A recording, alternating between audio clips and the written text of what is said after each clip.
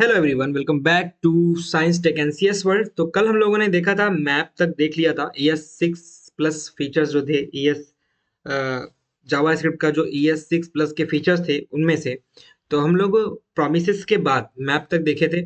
ठीक है, चलो स्टार्ट करते हैं। मैप को एक बार फिर से एक एग्जांपल के साथ लेते हुए आगे बढ़ते हैं। ठीक है, तो मैप के लिए मैं एक कोड लिख रहा हूँ पहले, कॉन्स्ट नम्स। और हाँ, साथ ही साथ अगर आपको जहाँ पे भी कोई प्रॉब्लम लग रही है आप कमेंट कर सकते हैं, और लाइक शेयर एंड सब्सक्राइब करना बिल्कुल ना भूलिएगा। ठीक है, अगर समझ में आ रहा है तो, नहीं तो कोई बात ही नहीं है। ओके, चलो आगे बढ़ते हैं। तो कौन रिजल्ट किया, मैं यहाँ पे एक एरे ले रहा हूँ नम में।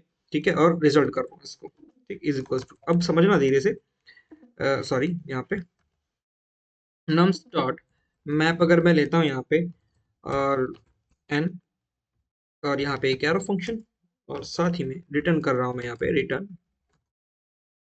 रिटर्न n इंटू 2, और साथ ही में यहाँ पे कंसोल कर रहा हूँ, console.log रिजल्ट कर रहा हूँ।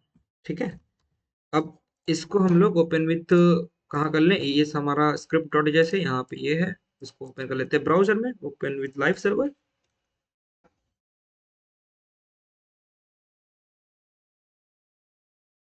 ठीक है, तो इंस्पेक्ट करो यहाँ पे, कंसोल में आ जाओ, कंसोल। ठीक, तो हमारे पास यहाँ पे क्या हो रहा है, क्या चल रहा है, फेविकॉन की तो बात ही नहीं हो रही है यहाँ पे। एक मिनट, हाँ। तो अभी features uncaught reference nums is not defined. ठीक है, अब यहाँ पे नम हमारा डिफाइंड नहीं है। ठीक है, तो अब आ जाते हैं फिर से कोड पे। अब देखो यहाँ पे गलती क्या हो गई, यहाँ पे आ जाओ, और हमने किया नम। यहाँ पे देखो नम है, यहाँ पे नम्स है। ठीक है, तो मैंने नम लिख के रखा है और यहाँ पे नम बनाया, तो नम्स यहाँ पे करूंगा। अब हमारे पास ये देखो आ जाएगा 2468। अब हुआ क्या, यहाँ पे क्या हुआ, मैप क्या करेगा, हर एलिमेंट पर ऑपरेशन करता है। ठीक है, और नया एरे बना देता है।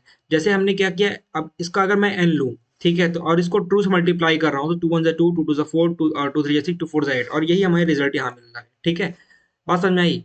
तो कोई बड़ी बच्ची नहीं है। इसको एक काम करते हैं, पहले हम साइड बाय साइड लिख देते हैं सबको, साइड बाय साइड यहाँ पे।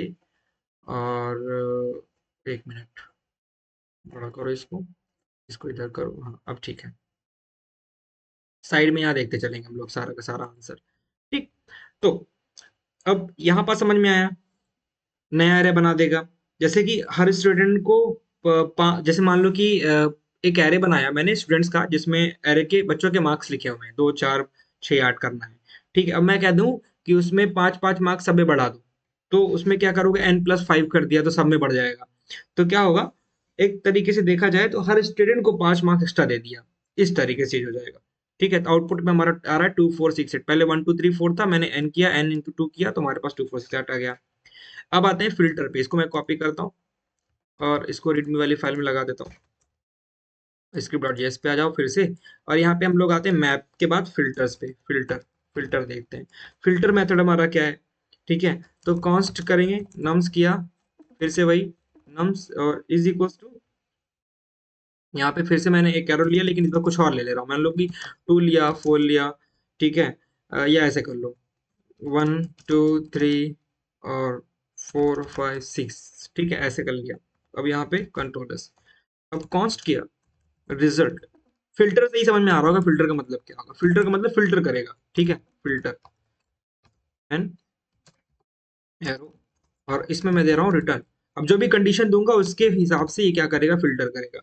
अब यहाँ पे आ जाओ और console.log करते हैं, और रिजल्ट दिया, कॉलन। अब समझो फिल्टर क्या करेगा, फिल्टर जो कंडीशन है इसका बेसिस, मतलब फिल्टर क्या करेगा, फिल्टर कंडीशन के बेसिस पर एलिमेंट सेलेक्ट करता है। अब कंडीशन क्या है हमारे यहाँ पे, कि n जो होगा वो 2 से बड़ा होगा, तो 2 से बड़े जो एलिमेंट होंगे वो यहाँ पे हमारा फिल्टर हो जाएगा। मैं कंट्रोल एस करूंगा, देखो 3 4 5 6 आया। ठीक है, तो हमारे पास क्या होगा, जो फिल्टर एलिमेंट होंगे वही आएगा। जैसे कि एग्जाम में होते हैं ना कि इतने परसेंटेज से ऊपर है तो बच्चा पास है, अदरवाइज फेल है। तो सिर्फ पास स्टूडेंट को लिस्ट में रखता है, इस तरह से कह सकते हो आप। तो फिल्टर कर दिया हमारा। ठीक है, रिड्यूस पे आ जाते हैं। अब ये हमारा फिल्टर का हो गया, कंट्रोल सी, यहाँ से आ जाओ। आज मैं लाइव क्लास नहीं ले पाया इसकी, क्योंकि अभी जो मैंने कनेक्ट किया है ये हमारे अपने मोबाइल से कनेक्ट किया हुआ हूं मैं। ठीक है, और मेरा वाईफाई आज नाटक कर रहा है फिर से। ठीक है, तो अब इसके लिए मैं कुछ कर नहीं सकता, जो मैं कर रहा हूँ यही, मतलब ये भी काफी ही है। ठीक है अभी के लिए। तो कॉन्स्ट नम्स, और फिर से मैं यहाँ पे एक एरो 1 2 3 4 5 जो भी बनाना है बना लो। अब देखो मैं फिर से ले लिया, बेवकूफ़ी किया। कॉन्स्ट रिजल्ट मुझे पहले वही वाला यूज कर लेना चाहिए था, इसको nums dot reduce, reduce total, sorry total, ठीक है, कॉमा, टोटल के बाद यहाँ पे मैं ले ले रहा हूँ एन, और इसको भी, ठीक है। अब यहाँ पे रिटर्न कर दे रहा हूँ, रिटर्न टोटल प्लस एन। अब इसका काम क्या है? रिड्यूस का काम है कंबाइन करना। रिड्यूस का क्या काम है? कंबाइन करना। कंसोल डॉट लॉग रिजल्ट, अब देखना तुम क्या करेगा वो क्या करेगा, रिड्यूस क्या करेगा, समझना। अब रिड्यूस सबको जोड़ के एक फाइनल वैल्यू देगा, ठीक है, या फाइनल वैल्यू देता है, ये भी कह सकते हो। जैसे कि जो भी इसकी वैल्यू होगी इन सबको क्या करेगा, यहाँ पे दे देगा रिजल्ट। देखना 15 आया, ऐड कर लो, 2 1 3 3 6 4 10 5 15, है ना, 15 आ रहा है। ठीक है, तो रिड्यूस का सिंपल सा काम है कि जितना भी होगा उसका टोटल यहाँ पे दे दे। ठीक है, रिजल्ट मैंने लिखा नम्स डॉट रिड्यूस, इसमें ही रिड्यूस लगा दिया, क्या कर दिया, टोटल कॉमा एन, और टेंस टू कह रहा हूँ, सॉरी, एरो फंक्शन, अरे अब यहाँ पे रिटर्न टोटल प्लस एन। ठीक है, कर दिया तो हमारा पूरा ऐड होकर के सारी की सारी वैल्यू यहाँ चली आई। अब इसी तरह से एक चीज और होगी, ऑप्शनल चेनिंग को देख लेते हैं। ऑप्शनल चेनिंग का क्या होगा?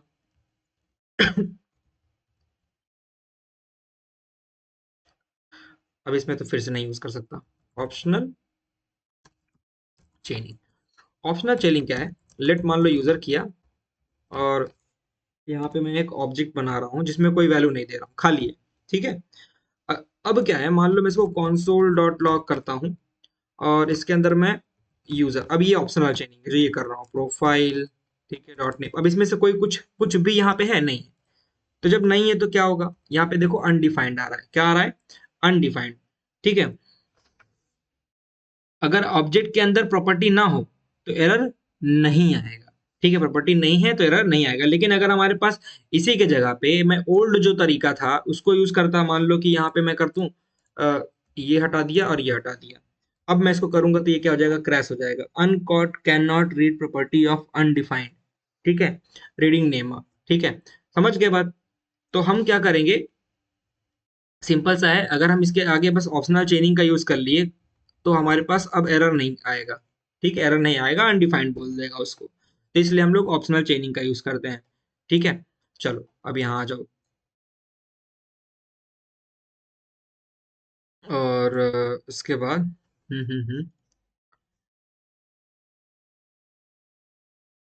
सेट को देख ले। सेट हम लोगों ने शायद देखा था ना कल, लेकिन चलो फिर से देख लेते हैं एक बार सेट को। सेट, सॉरी सेट, इसको मैं पहले कॉपी करके यहाँ पे पेस्ट कर देता हूँ, जिससे मैं वहाँ फाइल को टेलीग्राम पे यहाँ पे दे पाऊँ। टेलीग्राम पे भी मैंने दिया है कोड, पुराने वाले कल वाले आज फिर डाल दूंगा। ठीक है, तो अब आती है बात सेट की। मान लो, sorry sorry, set const A R R, और यहाँ पे 1 1 2 2 3 4 ये किया। अब सेट को तो सबको मालूम है, सेट क्या करता है, यूनिक वैल्यूज को रखता है। ठीक है, यूनिक वैल्यू को रखता है, तो न्यू, अब यहाँ पे सेट बना दिया मैंने इसको। अभी क्या था, ये एरे था, एरे बनाया, लेकिन यहाँ पे अब मैं क्या कर दिया, उसको सेट बना दिया, इस एरे को सेट में डाल दिया। ठीक है, तो क्या होगा भाई, अब हमारे पास यूनिक वैल्यूज बचेंगी, बाकी सारे गायब हो जाएंगे। ठीक है, डॉट डॉट डॉट, अब ये तुम्हारा, तुम ये जो मैंने यूज किया ना 3 डॉट्स, ये तुम्हारा काम है बताने का, तो कमेंट में करना ये मैंने क्या यूज किया, मैं नहीं बताऊंगा, कल की वीडियो मैंने बताया था इसको। ठीक है, तो हमारे पास देखो 1 2 3 4 जो कॉमन है वो हटा दिया। ठीक है, तो सेट डुप्लीकेट्स वैल्यू हटा देता है, ये ध्यान देना। ठीक है, अब मैप को अगर हम डाटा स्ट्रक्चर की तरह देखें, मैप ब्रैकेट में डाटा स्ट्रक्चर, रहा हूँ मैप एंड डाटा, मैप और डाटा स्ट्रक्चर के तरीके। तो कॉन्स्ट किया मैंने यहाँ पे स्टूडेंट, और इज इक्वल टू न्यू, और यहाँ पे मैंने मैप किया, और कॉलन, फिर स्टूडेंट एक बना लेता हूँ यहाँ पे, स्टूडेंट डॉट सेट, और यहाँ पे नेम। अब हम यहाँ पे मैप यूज क्यों कर रहे हैं, मैप डाटा स्ट्रक्चर क्या है, ठीक है, और मैप जो है वो भी एक की वैल्यू स्टोर करने का है, मतलब मैप एक एडवांस की वैल्यू स्टोर है, ऑब्जेक्ट भी की वैल्यू स्टोर है, बट वहां पे और ऑब्जेक्ट्स में और मैप में थोड़ा डिफरेंट है। बस एक मिनट रुक जाओ, मैं बताता हूँ डिफरेंस क्या है। ठीक है, सेट यहाँ पे एज कॉमा, और मैप का यूज हम करते हैं कोड को फास्ट करने के लिए भी।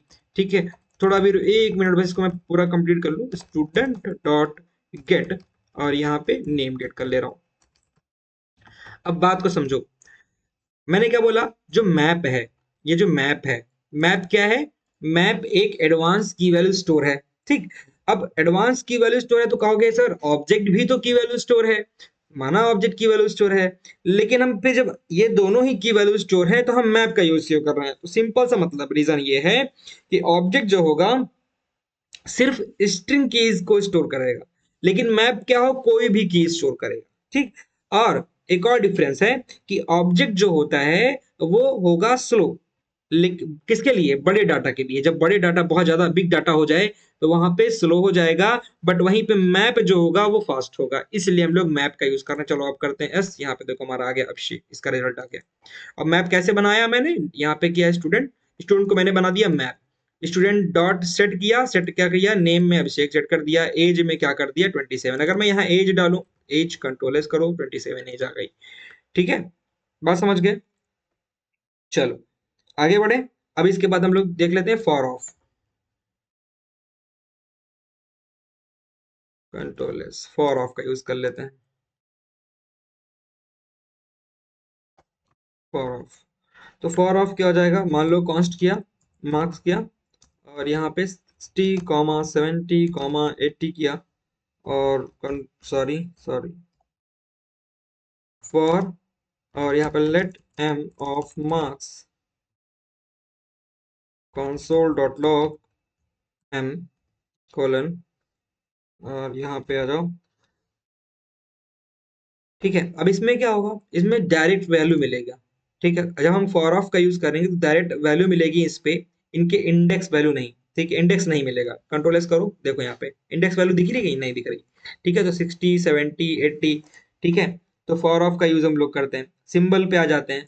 ठीक है, मान लो मैं कि थोड़ा मैं फास्ट बता रहा हूँ, बट ज़्यादा कुछ है भी नहीं बताने को, हम लोग प्रैक्टिकली प्रैक्टिकली इसको यूज़ करेंगे जब हम प्रोजेक्ट्स वगैरह बनाएंगे, तो वहाँ पे मैं और एक्सप्लेन करूंगा अच्छे से, और मतलब एक्सप्लेन तो मैं कर रहा हूँ अभी। ठीक है, लेकिन वहाँ पे जब प्रैक्टिकल यूज होगा तो ज़्यादा अच्छे से समझ में आएगा।